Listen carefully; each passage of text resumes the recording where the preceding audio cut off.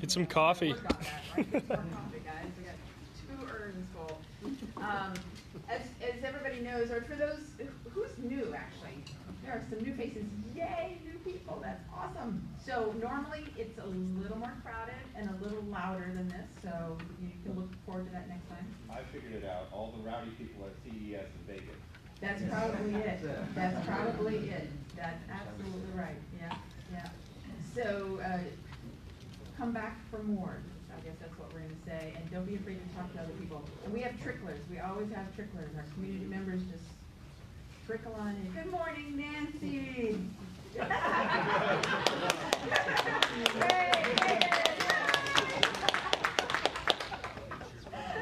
hey, Greg. Here comes Greg.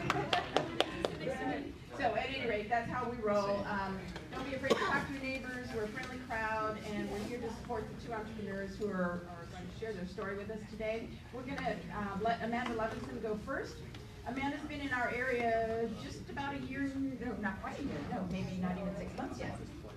Yeah, they moved down from Philly last fall, and I met Amanda at one of the American Underground happy hours. She arrived just in time with her startup needs list. And once you hear about it, you'll understand, but she arrived just when Hurricane Florence hit. And so she was able to talk about beta. That was perfect, actually, you know, and good reasons. So with that, Amanda, come up and share the story of Needs List. Thank you. You're welcome. Thank you.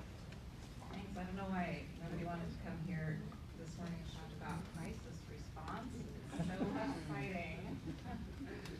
Like start off the new year talking about all the natural and can you guys hear me? Yeah, it's working. And man-made disasters that we're experiencing around the world. So thank you guys for having me. I'm really excited to talk about Needs List and what we're doing here. Needs List is a real-time needs registry for crisis response. I don't really know where to stand here because right this is like long. Yeah, that's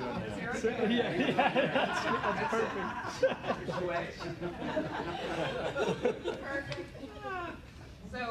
So our vision is really to increase the speed and efficiency of crisis response by aggregating needs in real time from the ground so that various stakeholders have tangible ways of helping.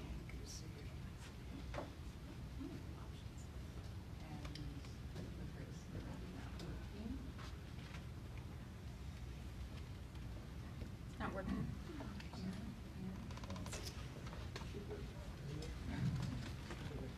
Did you plug it in?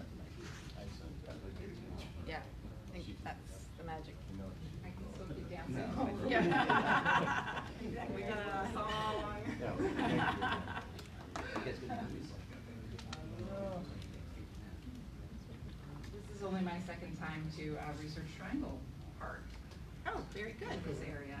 Good. Was anybody else at the IBM Call for Code event?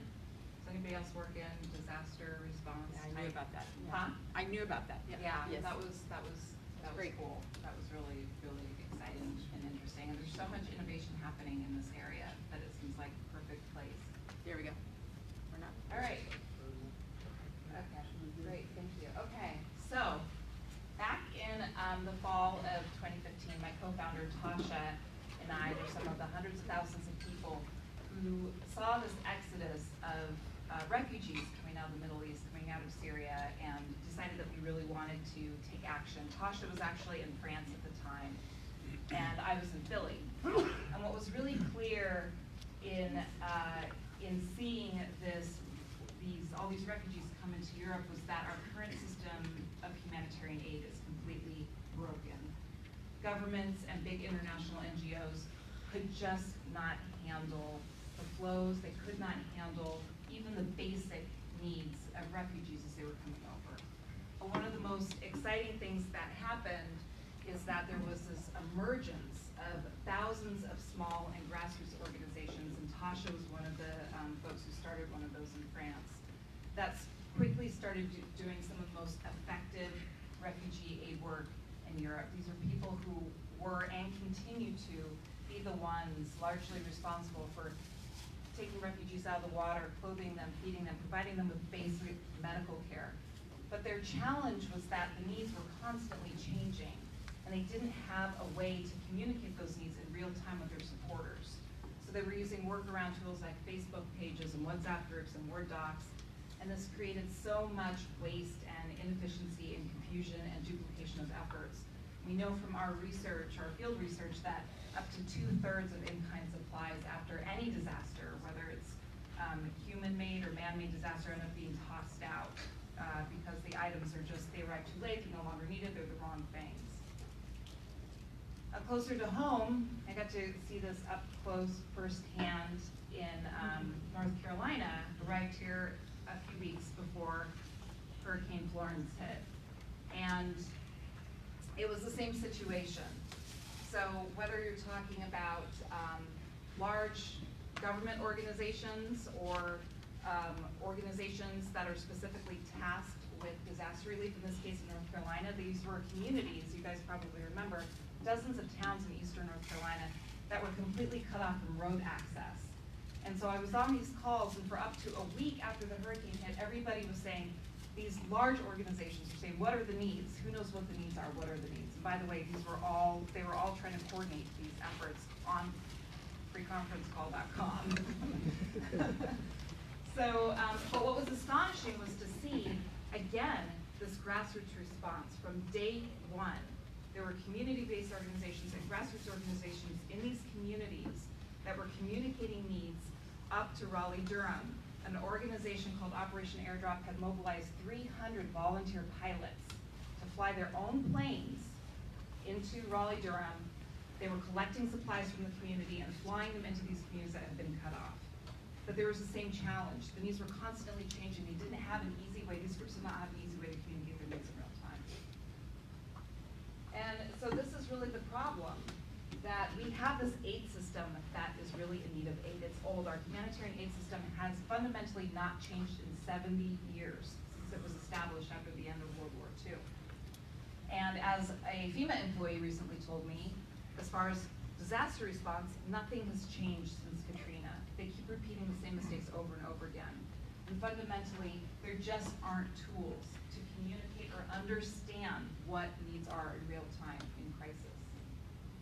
And so this is why we created Needs List. Needs List is a real-time needs registry that connects the needs of local NGOs and frontline responders to donors, the private sector, government, anybody who can help meet those needs. And here's how it works. So NGOs and first responders post their lists of needs to the Needs List platform. And then those lists are shared out with stakeholders who can meet those needs. For individual donors, they can purchase supplies right through our platform from in-country local suppliers, so supporting local economies. And those items are delivered right to the NGOs who need them. And then the system updates the needs in real time. One of the things that I'm most excited about is, we're building Needs Lists not just for the crises of today, but for the inevitable disasters and this growing displacement of tomorrow. So we have a chatbot that we've been piloting that ultimately, once we reach scale with it, we'll be able to not only automatically match needs and offers from the field, so aid workers can text in their needs from the field in low resource settings or areas where they don't have Wi-Fi, but we will also ultimately be able to start developing predictive models of needs to understand what needs are even before crises happen. So Needs List is a public benefit corporation, and this is our business model. Currently, we charge a 10% transaction fee on supplies that are purchased through the platform. We also have an enterprise version to engage private sector companies and their employees in effective giving in times of crisis. Companies are just like people, they want to help but they don't know how, and so they pay us to essentially curate needs and opportunities for their employees to help. And then in 2019, we're going to be white labeling the platform for larger NGOs who want to use Needs List.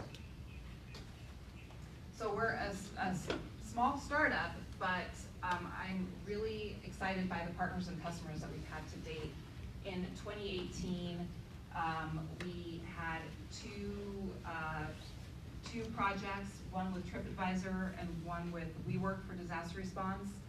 And in April, we're going to be doing project with Starbucks.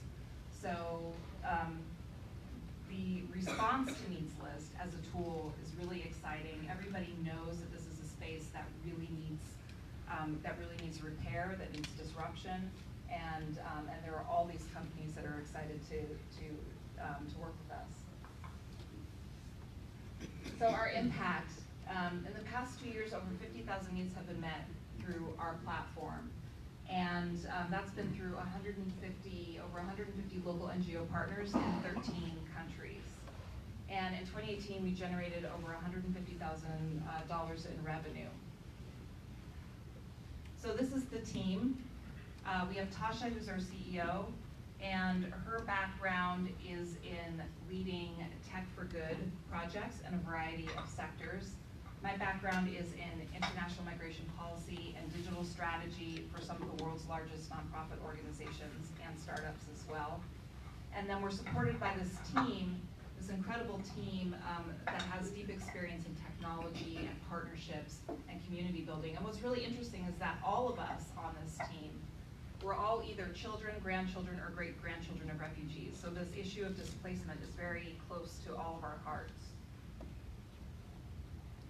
So we have a lot of challenges, but the challenge that I'd like to share with you all as a group is that we're at this point where we're trying to decide. You know, we got started as a company that was really focused on refugee aid and humanitarian aid primarily, and then it kind of naturally evolved into a platform that that also helps in disaster relief. So, do we continue to focus on both areas? Do we choose one or the other? And related to that, a lot of our work started internationally, and over the past 6 months or so, we've really been pulling back to try to focus more domestically. It's so much easier to work in the US and in Canada, infrastructure, language, everything. But we also don't want to lose that, that international focus as well.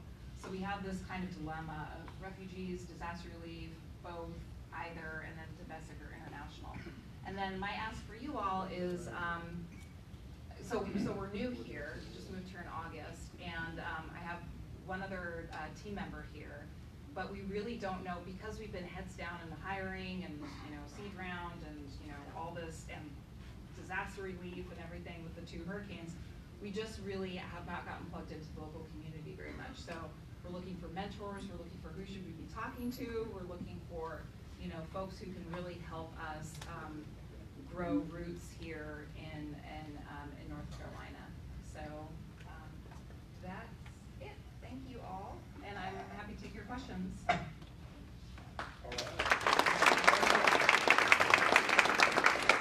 right, we're going to use the cue ball. So just remember, for those who are new, this is another one of our startups in the Durham NC community who is currently at CES hawking his wares, right?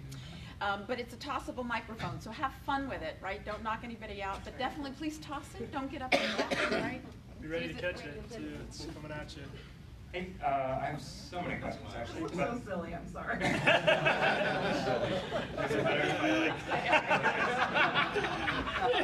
You get used to it. I'm glad you didn't have to present with it, right?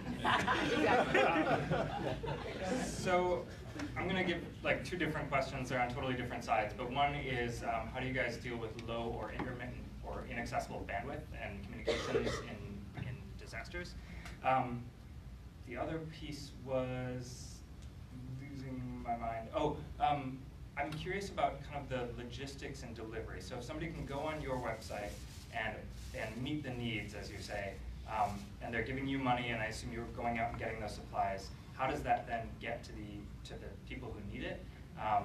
And that to me speaks a lot to do you stay domestic or international, and some of those pieces, because I think if I'm giving you those dollars now, like how long does it take for that to get there? Right, good question. So we haven't really had to deal with the low bandwidth settings yet, but this is part of our, part of what we're testing the chatbot. Sorry. One of the reasons for the chatbot and testing the chatbot is that as long as somebody has access to a cell phone, they're able to, that they'll be able to text in their needs into the chatbot. However, you know, and we haven't tested it in settings like what happened in Florida, you know, where there was nothing, there was no cell phone reception or anything like that. We do have a supplier partners that do have mesh networks and you know, to be able to provide those to some of the aid workers and frontline responders to kind of quickly, you know, set up those networks, but we're not really, but that aspect of our business has not really been tested yet. That's something that we're going to be testing in the second quarter here, I think. So that's that. And then as far as the logistics, the way that it works right now, not in the U.S. In the U.S., it's you know, supplier relationships are pretty easy. You essentially just find a supplier for whatever the bulk item is, and you put in the order, and then they're delivered. In Greece and Western Europe, which is where we've been piloting needs list, we ask the NGOs who they're already working with on the ground, because they already have relationships with the suppliers, and then we're able to negotiate bulk discounts with those vendors for supplies. And then people purchase the items through needs list, and once a certain number have been purchased, we send the supplier an invoice and they deliver them. So we get delivery, so we get the shipping confirmation when they go out from the supplier's warehouse, and then delivery confirmation when the items arrive to the NGO. We haven't had an issue at all, but we're also not considering expanding that model right now into other geographies aside from Western Europe. It's pretty challenging. We actually did do some work in Uganda with local suppliers, and that was actually pretty successful too. But the biggest challenge is international banking, and you know, our account gets flagged all the time, especially if you get like humanitarian aid, refugees, like forget it, you know. So that's actually a bigger challenge than working with local vendors, is the banking. So when people put a need in, how do you determine the legitimacy of the need? And then also, how do you avoid duplicates? Right. Yeah, that's a good question. So, so all of the NGOs that are on our platform. I'm sorry to interrupt. You want to click your screen so your contact information can be viewed. Yeah, all of the NGOs that are on our platform are vetted. So those are the only people who can enter. Those are the only people that can enter needs. Yeah, we don't. It's not like it's not open for anybody to be able to post needs, and that vetting piece is a really critical part of the legitimacy and part of the work that we're doing, because we're trying to create this, you know, like a trusted platform for local NGOs that people know. Okay, you know, these are the NGOs that are actually doing the work. The supplies are actually getting to people in need. Et cetera, et cetera. There was another part. And avoid duplicate. Oh, avoid duplicates. 1,000 sleeping bags, you need 1,000 sleeping bags. Right. 2,000, or is that the same need? Right. Twice. Yeah, that's part of the. So this is going to be part of what we're. So right now it's not an issue at all in Greece, because the local NGOs are they all kind of work together and solicit goods together, and also the needs are sadly kind of endless. So even if they're asking for 2,000 sleeping bags, like they're gonna, you know, they will need those. But that becomes a bigger challenge in disaster relief and response contexts here. So we saw this happen a lot in with the Florence response, and this is something that I think that our platform can really help with, because if we're aggregating the needs from the field into a database, and it's a database that's open for, you know, for NGOs and everybody to view. Okay, well, here's where the needs are, and then they can claim those needs and say, okay, we're the ones that are working on this. then that's gonna be the thing that really reduces that duplication of efforts, and it's a key value of our platform, yeah. And it seems as though it would also show how many sleeping bags they've already. Yes, exactly. done. So they know we already have this, so. Exactly, yeah, Okay. and we know that is like a huge pain point right now, Yeah. yeah. Any other questions? We got one back in the back. That's awesome. Good morning. I work with the Rotary folks, and we do a lot of domestic Sure. and international. In Florence, we've been in Florence, Texas, all these other areas. Yeah. In fact, our local clubs do this. So I'm a little curious, because, you know, I was listening, you have 10% and all this. We actually do this direct, and, you know, to me, that's one question I have about that funding when you say revenue, because that's actually gonna really, the Rotary clubs and all that kind of nix on that part, because they actually try to donate and put up all their money to that. We do a program called Operation Barbecue, which actually we send people down to support those. Oh, yeah, we know. Yes, it's a big time. It's awesome. So, yeah, so I'm real curious, how would you partner, because there's some Yeah. tremendous groups. Yeah. The Baptist Men's another one I Yeah. know of, so that you could actually join forces, because I Mhm. see this as a bonus, because Yeah. there's things that we need and other groups need, that type of support, Mhm. and you could leverage some of that. So how are you gonna kind of maybe work with them, and then, you know, some of them might frown on the fee part. Sure. Or the amount, I mean, you have to have something to work, Mhm. you know, that. And that's my kind of question, because there's a lot of groups doing this stuff. Right. And they have tremendous organizations already built up. Yeah. And they could partner with you or something like that. Yeah, absolutely, and you know, we're essentially a platform for organizations that are doing this kind of relief work, so Operation Barbecue, or, you know, the Baptist groups, or, you know, any of the other relief groups. A key value add of our platform is for groups to be able to, you know, to very specifically list what those needs are, and then the information that and then anytime anybody claims a need, you as an organization are capturing that donor information. You know, this is one of the reasons why we're not a nonprofit. We're not competing with any of the NGOs on our platform for funding, for grants, for donor information. So we're not soliciting donors that are coming to, you know, to your specific needs list to purchase supplies or make donations, or, you know, whatever it is. And when organizations use Amazon wish lists, for example, they don't capture that donor information. They're not able to provide them with, you know, thank yous, or add them to the mailing list, or, you know, anything like that. So there's the collaboration piece, which is really important, and knowing like who else is soliciting goods in your area. There's the kind of amplification piece of when individual donors, this is so interesting to me, but when individual donors come to needs list to purchase something, they love to go shopping. So they're not just buying for one group. We're seeing them buy across issue areas. Like somebody will buy, like, you know, supplies for North Carolina, and then they'll be like, oh, and then there's just like stuff that's needed in Greece or Italy, or, you know, wherever. So that's one thing that we hear over and over again from NGOs, is how they've been able to expand their reach and donor base.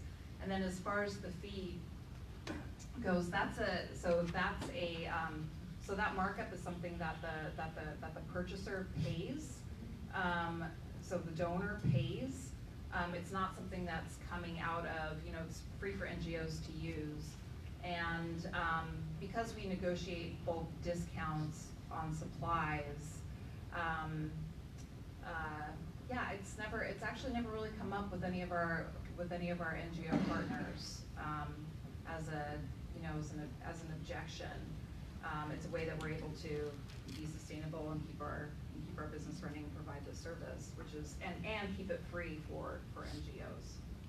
We have time for probably one more question, so there's last one. Yep, you're up. Do you utilize crowdfunding for this type of thing, where you're getting a lot of smaller donations for supplies?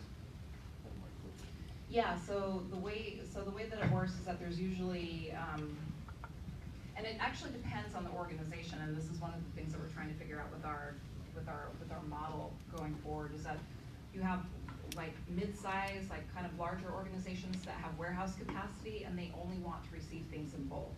So it's basically like crowdfunding, you know, a few hundred sleeping bags, for example, and then those all get shipped, you know, in a pallet or something.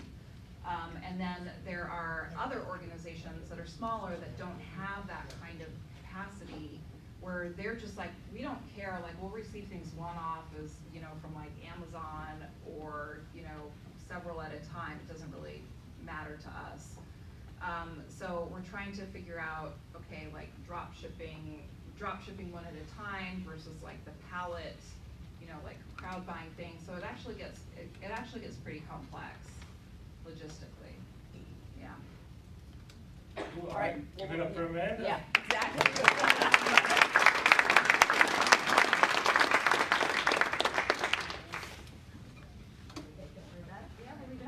So while we're switching presentations, if anybody wants coffee refill, help yourselves real quick. As I promised, the room has continued to fill in, so it's nice. But make it quick, because I will call you out when we're ready. You're doing really well with that ball. I'm telling you, the control you have. I've never held the ball. Yeah, you gotta ask good questions. No, I've been over here for a long time.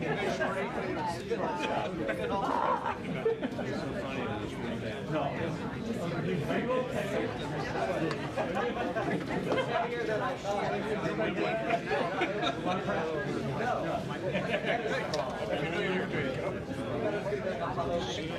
Oh, yeah?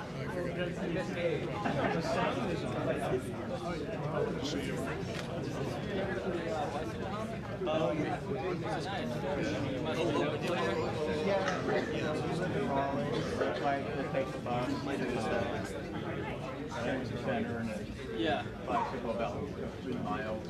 Okay, that's not true. Yeah. It's nice. You can technically take the bus all the way here. Yeah, just stop down here. Might as well finish the old fashioned way. Yeah. The last mile. Yeah. Yeah.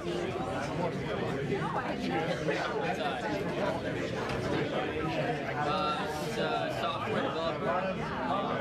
I was interested in talking to that guy because I'm passionate about cycling too.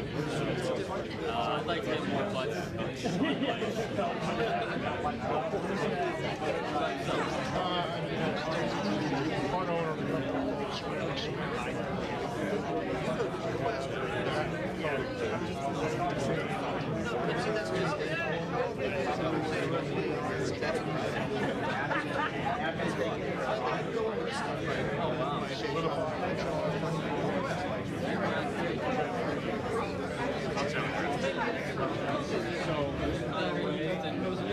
Services right now? I've been calling on board too much.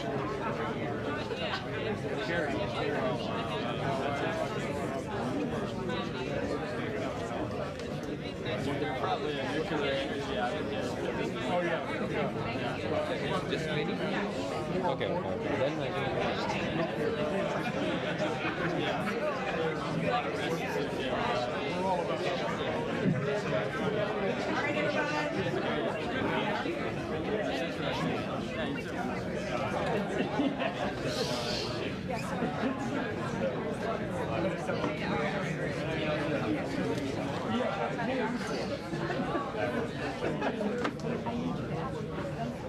It's not working.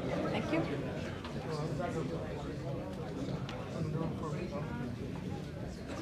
Last call, everyone. Last call. Thank you.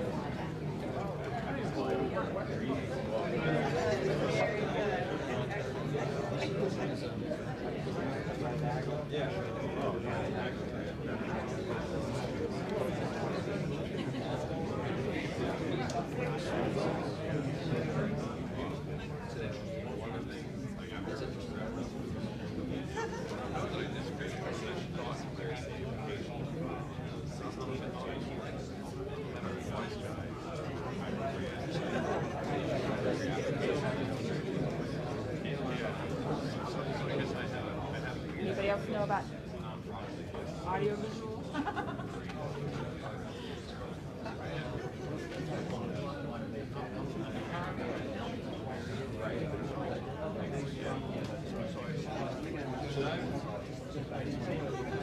We have no idea what that means.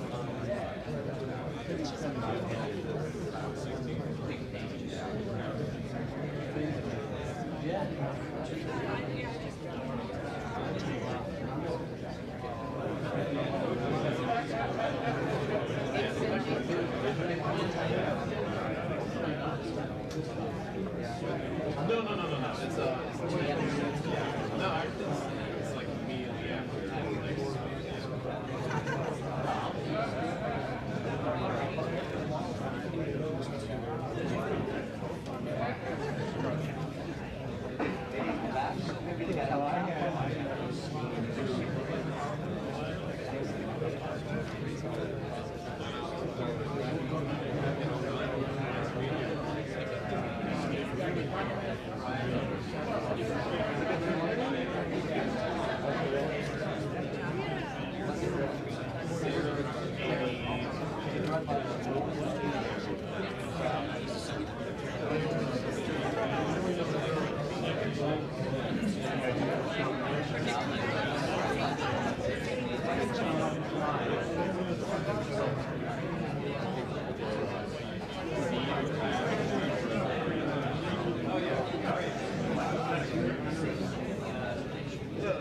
All right, sorry about that little technical issue.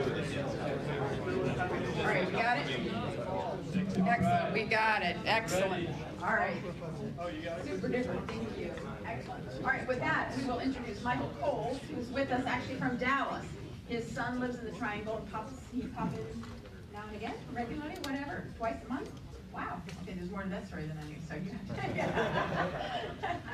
At any rate, we're glad to have you as part of our extended community, so the couple of times a month you're here, you pop on in. You're now initiated, how's that? So, with that, Michael, we welcome you and we look forward to hearing about it. Choose your reader. Thank you. Make sure this is on, yes. Yes. All right, so good morning.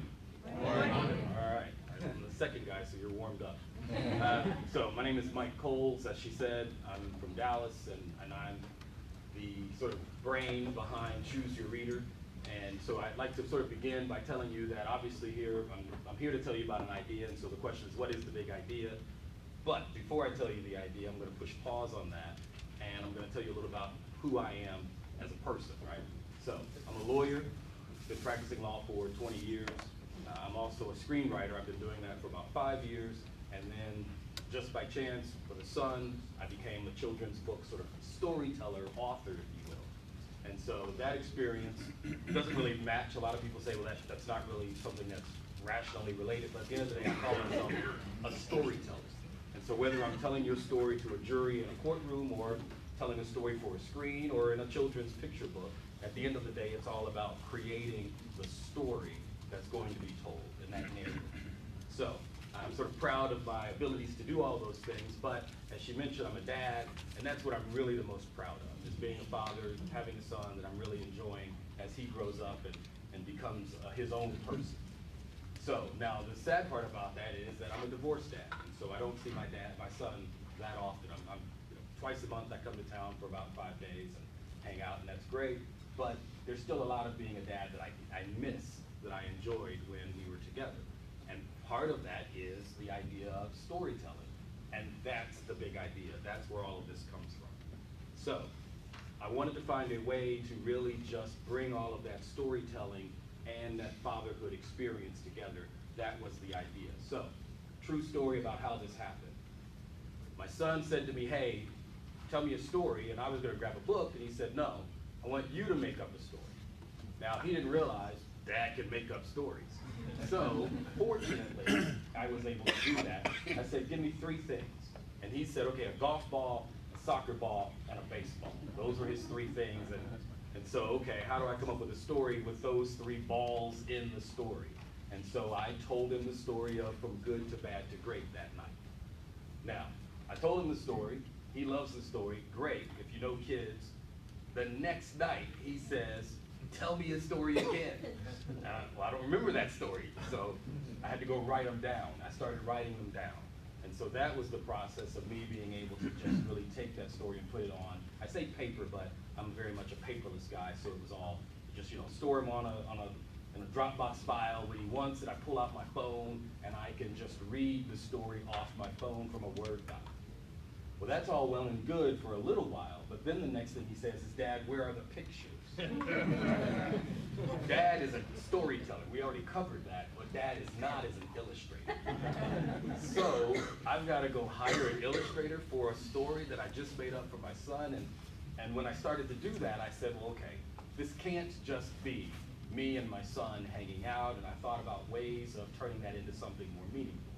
And part of what I was doing in the stories is creating problems and then introducing characters that saw the problem differently, and then a solution emerges. And the whole point of my stories with my son was creative problem solving.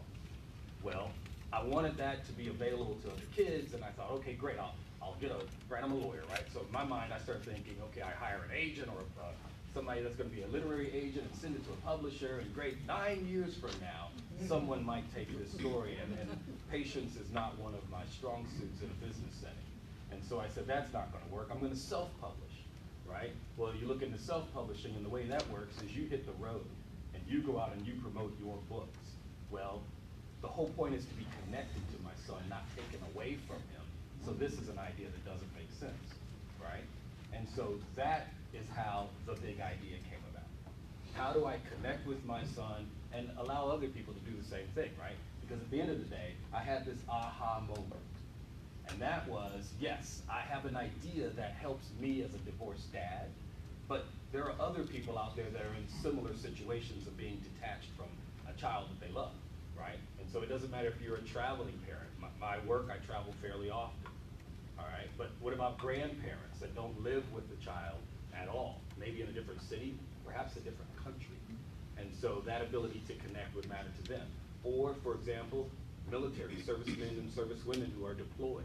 We're also talking about just, sometimes you gotta work late, right? If anybody has actually had that experience, you know, you'd rather be at home, putting the kid to bed, as hard as that might be, than doing that.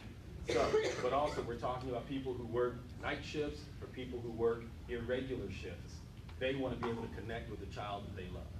And so that, ladies and gentlemen, is Choose Your Reader. Now, let's talk a little bit about Choose Your Reader and where are we now. So we launched just a week ago. So January 1, 2019, put the whole thing out there.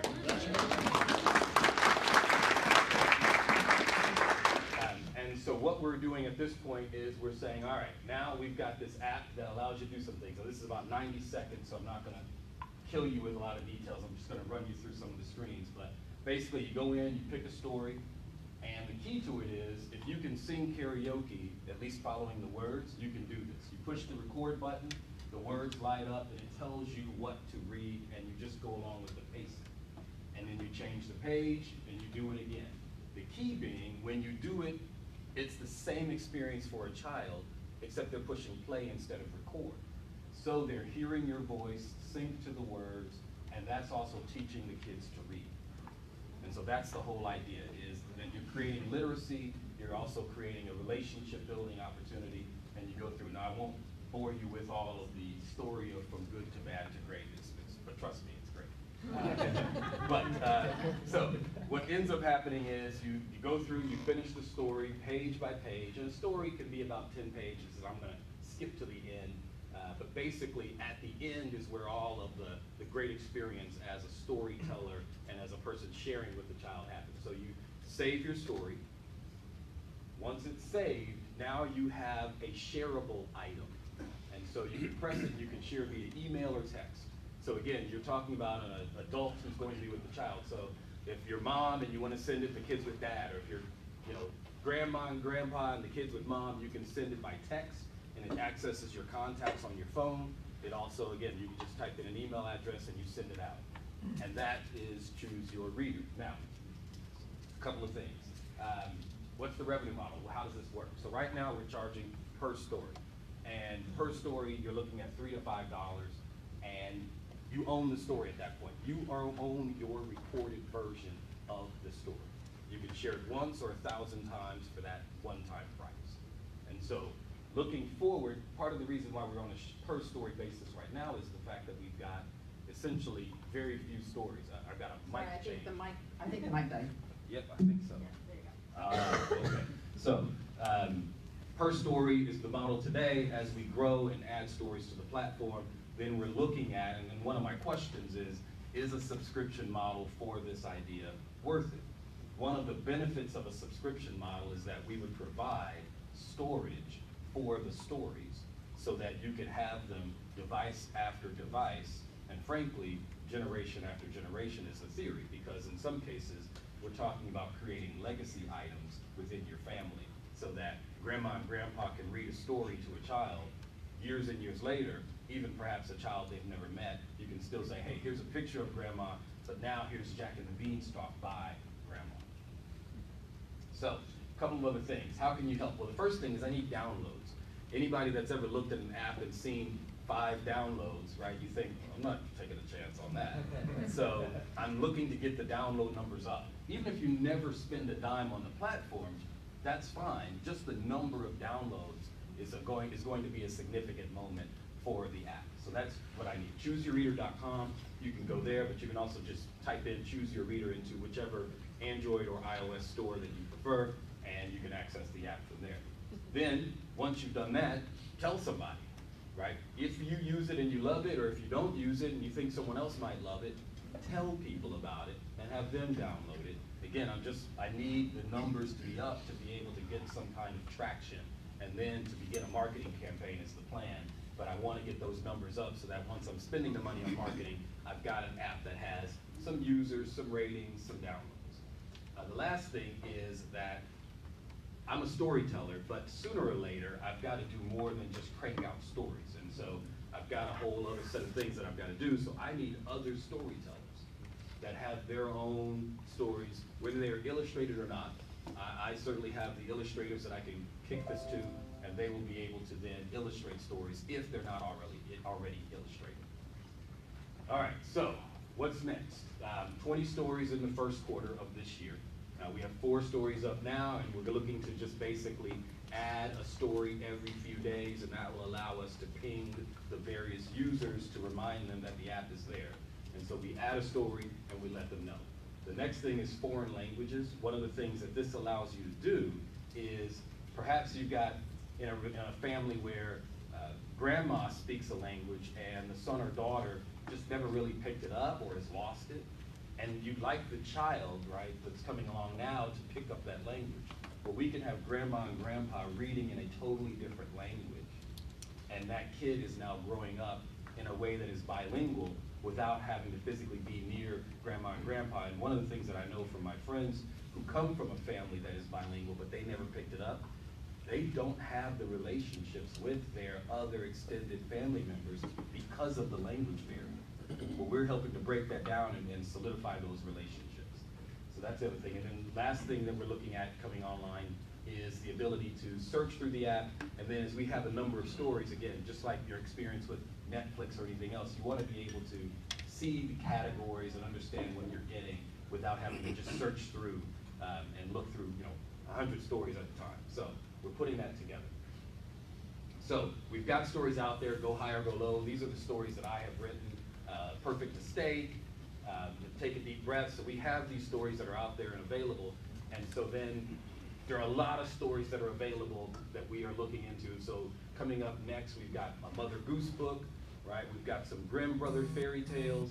The Bible is something that we're looking at. And so there's a ton of stories that are already out there to be mined in terms of building this library that you can leverage within your family.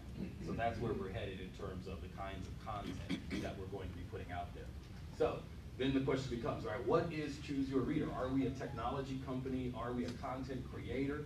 Or are we a content publishing platform? And the answer is essentially, yeah.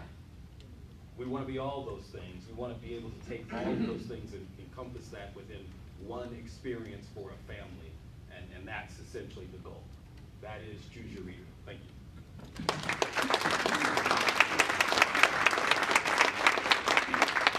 All right, with that, we're going to open it up to questions. Again, the cue ball, don't take anybody out with it. All right, I'm gonna start. Right behind you. Yeah, right behind you. Yeah. Okay, I have a question Yep. about the publishers. Are even like getting permission to publish their books on here, what's the process like for that? Is it hard to get people to say, yeah, use my book, or do you have to pay them, or how does that work?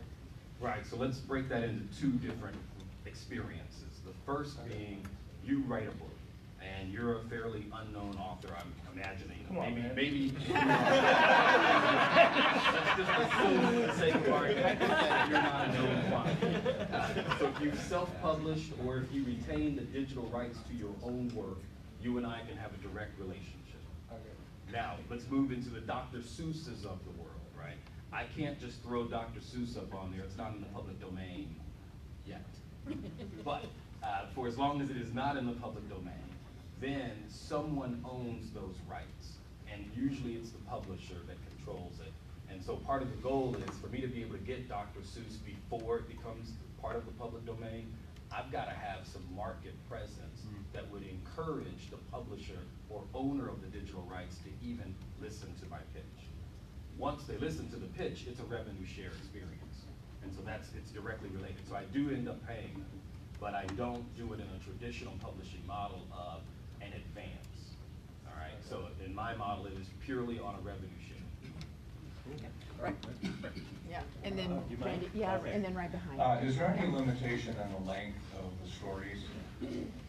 How long they can be? Your time and willingness to do it, right? Okay. So, but I have a theoretical understanding of I don't want to be reading a story for an hour into an act. My son's not going to be listening to it for an hour. So the page counts, 10 is on the low side, 20 on the high side. Okay. So I missed the part. So who's creating the story, the illustration, and the voice? It's the same author, or? No. So I have, in order to use a story inside the app, the illustrations and the text must already be loaded. So if I don't have Jack and the Beanstalk right now, for example, if I don't have it and you want to read it, it is not possible. So the stories are created currently by me, but can be created as long as I accept a story. Can be any story that's out there, can be loaded up there, as long as the legal opportunity exists to do so. The voice is your voice. That's the relationship building. And so the whole point is so that that child knows your voice already, hears your voice, and is more tuned in to what's happening because it's a familiar sound. Okay. Yeah, because the content creation will be the hard part. And say, when I tell my son's stories, sometimes you want to modify the stories to some extent. So just wondering whether down the road there could be something like Wikipedia kind of a collaborative authoring process. If that's possible, sure, that's probably possible. The challenge is, keep this in mind, once you've read a story that's stored inside the app, if someone changes the text of the story tomorrow, and then your son or daughter looks at it the next day, is the word that you said next going to be shown? We want to make sure that there's not that disconnect. So if that were to happen, it would probably be, for example, we're looking at converting stories into different languages. That's certainly something we would do. But having a crowdsourced content for a story is probably something that would detract from the individualized experience. So I don't anticipate going that way, but if that's a solution that can exist, I'm not opposed to it. Good stories are hard to come by. That I agree with. Yeah, Counselor, really enjoyed the presentation. A couple thoughts. I'm a marketer. Your marketing campaign, you said you're going to start it once you get some traction. It actually began January 1st, in my opinion. I agree with that. So I'm curious,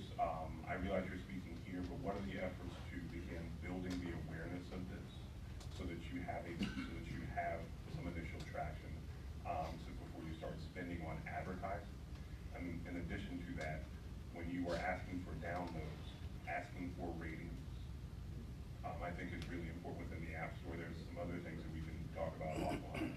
But Steve here had a great idea about family stories. So if I want to hear a story about my grandfather, as opposed to, you know, just the story that you presented. So don't want to get into feature creep right now. But one A, initial plan to build awareness, and B, how you intend to drive ratings as well as downloads. Yeah, so first question on the current efforts to market. So we're using social media, as you might imagine. It's a very obvious place to go. The challenge with social media being making sure that we've got reach. So what we did already before the launch is go out and start that campaign of it's coming. And so Facebook page and all those other things to reach out to people to say, get ready, get ready, get ready. So the challenge being, how do you essentially say to people who are not connected to you? Because I can get my friends to download it, and that's happening as we speak, but getting people that I don't know to download it. So I've got a social network of about 1,000 people that are to some extent connected to me, but not necessarily close friends. Getting them to do it is the beginning of that, absolutely. And so I've got also a list of people. So my mother's a child psychologist, right? I've got friends who are teachers in early education. So getting them, they are writing for me, and we're gonna start rolling those out as quotes, essentially from people to say how great it is. But the first challenge was I didn't want them to do that before they actually used it. So giving them the first couple of days of this month to actually use it, and then start launching their quotes about it and providing their credentials to sort of solidify that this is actually something that is usable, workable, and certainly improves the experience. Last thing on your sort of stories about grandfather, that is something that we're looking at doing, is creating a family tree that is an oral tradition that is becoming a technology-based oral tradition. So that is something, and it's basically the way it works, and again, I am way off track on that, but basically what you're able to do is upload your own photo. So to the gentleman's point about content creation and crowdsourcing, we are looking at, can you put in a photo into the app and store it, and then you have the ability to tell the story of the photo. Who's in it, where it was, what's happened through your family's history. But that is going to be totally separated in terms of a marketing, but riding on the same platform conception. Yeah, I have a question. Take for instance, right here I'm looking at it. Who are your competitors? I have been looking for competitors. I can only find two, and I say it's a little, I don't even know that I count them as true competitors. So Facebook has this new thing come out that's called, I think, Portal, where you can essentially communicate back and forth via video. In that situation, you can theoretically read a story, and the experience is similar because the child has the companion device next to the bed, essentially, and they're getting a story by someone who's not physically in the same room. That experience is what can be leveraged through this new technology announced by Facebook. But it doesn't have the component of storing it. The person must actually be available at the same time, and there is no literacy education component to what they're doing. There's a different technology that I found about a year ago, year and a half ago. What it does is it takes a picture book, and so the book page is essentially displayed, and then there's a little cutout with a video of the person reading it to you. So again, that relationship building piece is there, but what is not there is the consistent storage opportunity, and also what is missing is the literacy component as well. And for me, literacy is an important part of this process, not just, hey, it's story time, but making story time valuable. And I say that to add one point, which is, there's a big question about screen time in kids' lives today, but what's really come out of that discussion is that screen time is not the problem. The real problem is activities performed during screen time. So if we have things that are beneficial, educational, relationship building, using screen time, current research says that is not a problem. And so I've sort of trailed off of your question, but those are the two competitors that I am aware of. Well, I actually, I have, where you building your platform, because it's an app right here, you know what I'm saying? You say they're charging about, what, $5 a thing, to do this, you know what I'm saying? That's right, yes. Because, well, let me give you an example. There's one in South Africa, we use it in Kenya too, in Nigeria. It's a platform we use. It's free. It's a family one, and it's blockchain, and all the pictures and store. And I mean, we know there's a family group and all that stuff, and it's a blockchain platform, and it's free and all that stuff, and it's there and nobody else. And it can trigger me as a blockchain. Somebody's trying to look at my story. Like right now, we're talking about our privacy. You know, this is the most important thing we have problem with these apps. That we download our apps and people take our data and sell it and all that stuff. I would recommend for you, you know what I'm saying, to put blockchain, put blockchain on this thing, because some of us, we like to keep our privacy, because we had issues about what's going on in Facebook and all that stuff. Like you're telling us to download and people collect our data and sell it and all that stuff. Have you implemented blockchain on this story? So, on your app? First answer to that specific question is no, but let me tell you how I've addressed that concern. So the way that a story is shared is essentially you enter the email or text, whatever way you want to do it. The story is sent. I hold the story for that recipient for 7 days. Every day we purge any story that's older than 7 days. So I don't want your story. And basically the way I built this is not as necessarily a revenue generator explicitly and exclusively, but rather I built it for a solution for me. So all of the things that are contained within it are the things that I would want as a dad. So I don't want somebody, and I'm separating me as an individual versus my corporate operations. I don't want someone holding on to that story of me talking to my son or daughter. So yeah, I don't hold that. No, I'm not saying you, because you're building on somebody's platform, you know what I'm saying? You don't want that. You're building on somebody's platform, and you don't want that. But if it's on somebody's platform, they still have access, wherever that platform belongs to, whether it's built on Android or wherever it is. But if you don't have blockchain, somebody still has access on it because they're building on somebody's platform. Actually, no, the story is stored on your device, only on your device. The only person who has access to your story is A, your device and someone holding it, or B, someone you've sent it to and stored it on their device. All stories are stored locally. There's no access to your story after that 7-day period expires by anyone anywhere on earth that you haven't given it to or that doesn't have your device in their hand. Okay, we'll have to move on. You can continue that conversation offline. We've got time, just so everybody knows, we're gonna spill over, but because we had technical difficulties and we started a few minutes late, because I wanna make sure you have your full access, so we've got 2 more, probably 2, and Rick, you, I think, had 1, all right? So, there is actually a very similar type of thing, but it's not by parents, that is for kids who have remedial English issues. And I'm wondering if you thought about reaching out to educational settings, because the big difference would be, I think it would make a bigger impact to hear a story and read a story from your parents than it would from Joe Schmo. That's absolutely part of the plan, is to then have, whether it be preschools or nursery schools and even kindergarten through about the 2nd grade. Basically, today, right, if we have a class of 12 kids, little Timmy's mom or little Susie's mom or whoever is going to read us a story. Because again, you can do that through, particularly when you have a device like a larger screen, right? A phone isn't necessarily gonna work, but if you've got at least a larger iPad, and if you've got a smart TV, well then you're in a pretty great school. But if you've got that, anything that is Android or iOS, you'll be able to do that. So yes, that idea is absolutely a part of the process. Okay, I think, anybody else on this side? Yeah, we can hang out. But if we're, Okay, if we're all short right, on time, Rick was up, and then. Just go. That's good. All right. Very good presentation, I appreciate it. Thank you. From a Duffy direction, have you thought about using this in nursing homes and hospitals where kids extended staying and having stories? Absolutely. So the nursing home piece, I just talked about that for the first time probably about 10 days ago. But the children's hospital environment has been part of this concept for 10 months or more.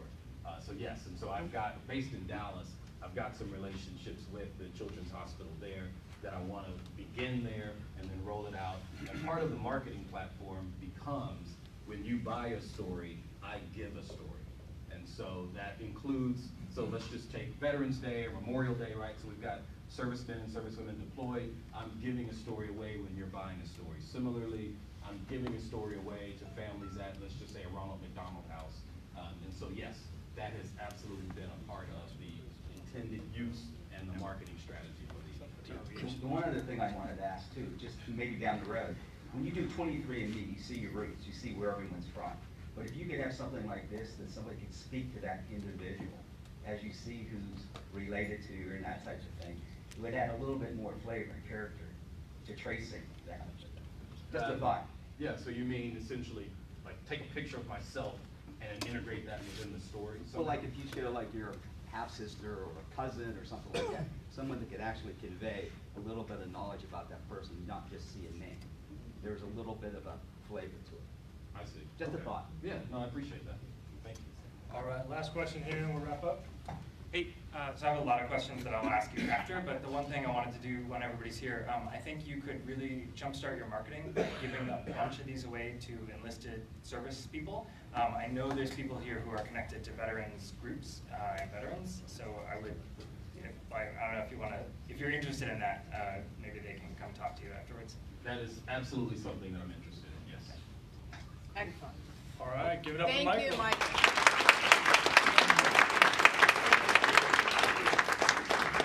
That was a very good presentation. So it's time for community announcements. Come up to the front, please. Let's not take 2 to 3 minutes. Some of you guys lately have taken longer than the presenters. So let's shorten it up. I'll try to take 1 to 2 minutes. This is something new to the Triangle, new to me, probably interesting to half of you, but definitely 100% of your kids, family or friends. As you know, I'm involved with Camden Institute, which collects, refurbishes, and awards computers to kids who can't afford them in their homes. We've now given away our 34,000 computer. We are partnering on February 10th with the Triangle Literacy Council, and also under support of the Durham Sports Commission, Capital Broadcasting, Sony, and Lenovo, to have a charitable event called the Triangle Esports Championship through computer gaming. It's at the Durham Armory. They expect over 1,000 people to attend. There is a fee for that, but all of it goes back between Camden and the Durham Triangle Literacy Council to support kids who are on the other side of the digital divide. I don't know if any of you can even imagine what it'd be like today to not have a computer in their home. Triangle is known as one of the top tech areas in the country, and yet there's still, by our estimations, about 20,000 students in our area alone that don't have a computer in their home. So they and their parents don't have. This will go to support that. We're looking for companies to sponsor it, to send teams of 4 people to it. They're having championships in Rocket League, Fortnite. There's a UNC versus Duke esport event that day, and there's a Fortnite tournament, etc., going on. I can get you the contact. It's under triangleesportschampionship.com. But if you give me your card or anything like that, I can email you the information on that. It's February 10th. Would you consider writing it on the I'll write it on the board. And one last tiny thing. Camden is looking for an office manager. If you know somebody who would be good at that, it's a fun place to work. So thank you. Oh, and gas is $1.99 at Costco.